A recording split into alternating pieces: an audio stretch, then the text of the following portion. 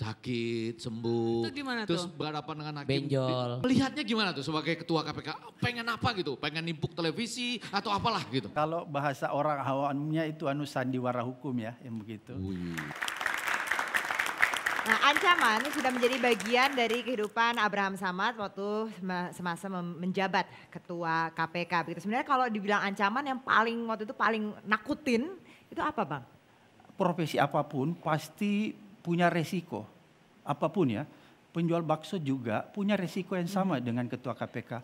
Kalau dia berjualan bakso di pinggir jalan, lantas ditabrak dari belakang, kan meninggal atau masih rumah sakit. Samalah dengan ketua KPK. Jadi, Sampai sekarang masih juga dapat ancaman nggak, Bang? masih. Dari orang-orang yang Bukan sakit saya, hati keluarga gitu? saya. Jadi waktu saya ke Makassar, istri saya dan supir saya pakai mobil saya jemput anak saya yang masih SD dekat rumah ya, di sekolah, jemput di sana. Pas setelah jemput, begitu keluar dari sekolah, langsung ada motor bergandengan ya, pakai helm, itu pakai apa itu, palu-palu, hantam mobil saya, kacanya hampir pecah, retak. Tapi untung di sekolah itu kan banyak orang, jadi dikejar akhirnya dia kabur gitu. Bang Samad, Bang Samad. Ayo dong, saya mau Apakah nanya. ancaman terberat ketika Bang Samad ini dipulangkan? Apalagi ketika ancaman terberat itu dikait-kaitkan dengan ya yang cantik-cantik begini nih. Nah, Demoralisasi. mungkin yang itu nggak takut. Cuma aku tahu persis waktu itu sempat ketar-ketir kan waktu isu miring sama putri-putri kecantikan itu. Bukan kamu loh Kesia, bukan. Nah itu siapa sih Bang? Kapasitas saya di Putri Indonesia itu mengajari mereka tentang integritas. Termasuk saya waktu Marcel, itu. Maria Selena, ini murid saya yang pertama. Ya. Iya. Tapi abang kalau senyum memang menawan betul. Saya baru sekarang senyum begini baru kelihatan. Kenapa sampai Yayasan Putri Indonesia meminta KPK untuk memberikan pengajaran integritas karena ada kasus. Jadi pada saat itu Ibu Muriati Subio keberatan terhadap kasus Angelina Sondak. Ibu Mur mengatakan ini mencederai Yayasan Putri Indonesia. Oleh karena itu dimintalah kita KPK untuk memberikan mereka pembekalan pengajaran mengenai integritas.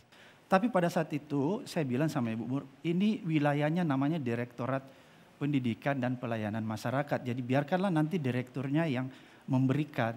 Ibu Mur bilang, Pak Bram jangan karena di sini ada menteri wanita juga yang memberikan langsung Ibu Agum. Jadi levelnya harus ketua KPK sendiri. Lagi pula beda kalau dia bilang kalau direktur yang datang sama ketua KPK. Kalau ketua KPK katanya putri-putrinya nggak tidur, pasti nonton gitu kalau dijelasin. Kalau yang lain bisa tidur. Saya nambahin, ya memang waktu di angkatan saya Ibu Basaria Sri Kandi di KPK yang memang langsung datang ke kita untuk menjelaskan. Tapi jadi pertanyaan saya lagi, apakah hanya di Putri? Kenapa nggak masuk ke kurikulum dari SD, SMP, SMA? Oh sudah. Seperti itu. Jadi dan kalau mau dilihat itu oke sudah ada. Tapi santer-santernya kok kayak kemarin saya dengar di berita bahwa ada yang buka kantin kejujuran kalau nggak salah di Bekasi ya. Dan itu hampir semua itu tutup. Andi ini Atau seperti boleh lebih tajam yang sedikit nggak diperbaiki? pertanyaannya? Pertanyaan cuma satu, pernah ada pelajaran privat nggak dalam hal itu? Misalnya, itu yang menarik kan, itu yang menjadi persoalan adalah. Abang sering ya Bang ngasih komunikasi Iya, gitu nggak pernah saya, privat Masa sih belum nggak pernah. pernah? Iya, tahu tentang saya, integritas saya. Ini Maria Selena tahu nih. Bekas murid saya.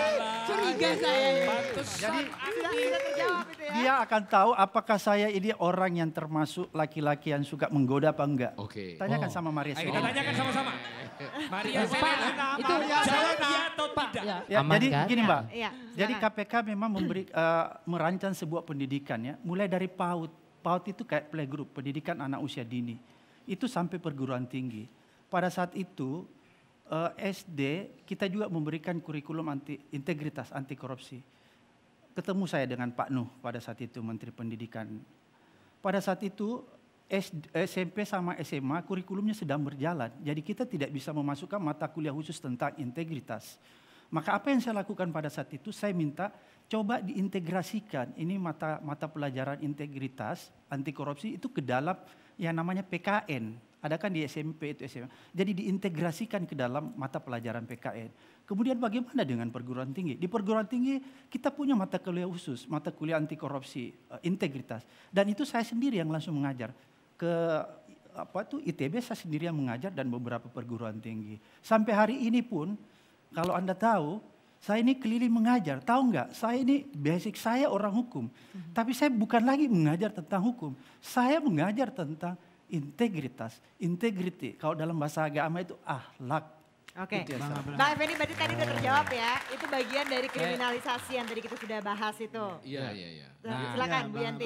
Pak, saya ingin tahu bagaimana pandangan Bapak terhadap KPK yang sekarang yang sedang menangani perkara Setnov ini tidak menggunakan pencucian uang. Bagaimana pandangannya terhadap komisioner sekarang dan apa dorongannya? Ya, saya sependapat dengan Ibu. Dulu di masa saya jilid 3, disitulah kita giat-giatnya melakukan pencucian uang. Kita bisa lihat beberapa kasus-kasus itu kita gunakan tindak pidana pencucian uang. Tapi saya nggak tahu kenapa periode ini belum satu pun saya lihat kasus korupsi yang ada di KPK itu menggunakan tindak pidana pencucian uang. Padahal itu banyak sekali manfaatnya. Kedua juga manfaatnya bahwa kita bisa melihat Bu ya, alur transaksinya, alur uang itu kemana. Jadi ada istilah follow the money, follow the suspect. Kemudian yang ketiga, kita juga bisa melihat siapa-siapa orang yang bertindak sebagai gatekeeper, orang yang menampung uang-uang itu yang seolah-olah uang itu halal. Jadi banyak sekali manfaatnya sebenarnya. Oke, kita lihat di sini pemberitaan mengenai Abraham Samad yang mencapai 541 artikel dari 104 media sepanjang tahun ini dengan topik berita yang paling banyak mengenai penyiraman air keras Novel Baswedan. Kemudian juga soal sentimen terkait pemberitaan ada sekitar 79% yang positif, 10% negatif, 11% netral. Lokasi pemberitaannya paling banyak ada di DKI Jakarta. Silakan Mas Kohar. Ya, terkait dengan tekanan teror ya.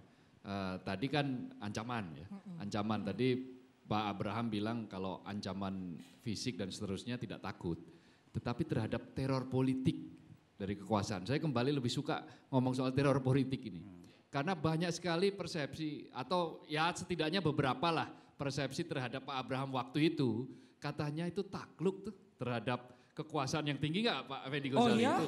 Gimana Pak Abraham? Saya nggak tahu Mas mengartikan teror itu politik dalam bentuk bagaimana. Tekanan. Kalau tekanan saya sama sekali mengabaikan hal-hal yang seperti itu ya. Karena saya menganggap teror fisik pun juga kita mampu hadapi. Apalagi cuma teror-teror yang sifatnya politik.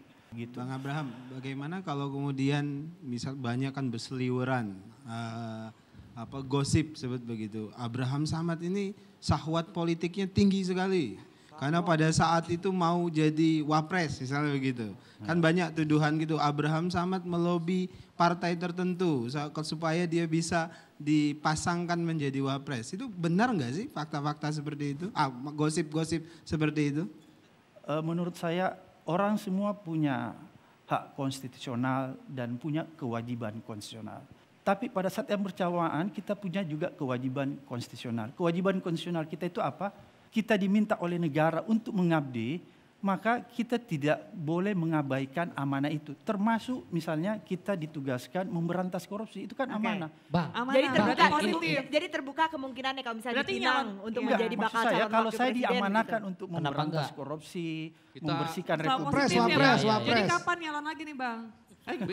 Nyalon apa? Kalau nyalon nanti Bang Effendi, silakan Bang Effendi. Ya, kita bicara fakta ya. Makanya saya bilang tadi Abraham Samad itu orang hebat. Di tahun 2014 berarti ya Pak Kohar ya. Itu ada survei yang menunjukkan Anda itu bisa jadi calon wakil presiden, pasangan dengan siapapun akan berhasil menang. Jadi diperebutkanlah. Di tengah perebutan itu muncullah kemudian karena nggak bisa ke satu, muncullah kriminalisasi. Tapi lepas dari itu potensinya tetap ada. Pertanyaannya adalah mau masuk KPK lagi? Atau politik? Atau politik? Wapres aja lagi? Menurut saya masih banyak PR sebenarnya yang kita belum selesaikan di pemberantasan korupsi ini ya. Oleh karena itu menurut saya itu menjadi hal yang menggelisahkan dalam hidup saya. Tapi tentunya bukan berarti dengan keluarnya saya dari KPK saya berhenti di situ untuk tidak melakukan agenda-agenda pemberantasan korupsi. Saya tetap terus melakukan itu walaupun di tempat lain dengan cara lain. Bang, jadi presiden kan lebih enak memberantas korupsi dan lebih konkret loh. Jadi termasuk dengan cara memberikan pendidikan integritas kepada generasi muda kita. Bang, saya satu aja pendek Bang. Siapa sih sosok satu aja yang membuat nih Abang integritasnya oke banget. Ada satu contoh sosok atau modelnya model. Kayak saya suka bola. Saya kan ngefan banget sama Richard Sambera Bang. Oh iya benar-benar. Gitu. Atau Taufik Hidayat gitu. Kalau balik. Iya, kalau Abang siapa Bang? Satu aja. Begini, Saya ini berhati-hati memberikan role model karena ini kan ditonton dari Sabang sampai Merauke. Karena kadang-kadang kalau kita salah memberikan role model kepada generasi muda kita, maka ini berbahaya dampaknya ya. Karena ada seseorang misalnya di suatu saat dia menjadi role model kita, tapi kemudian dalam perjalanannya orang ini berubah. Inilah yang saya jaga. Oleh karena itu role model yang paling tepat bagi saya sendiri itu adalah ibu saya. Alhamdulillah, itu dia, mantap.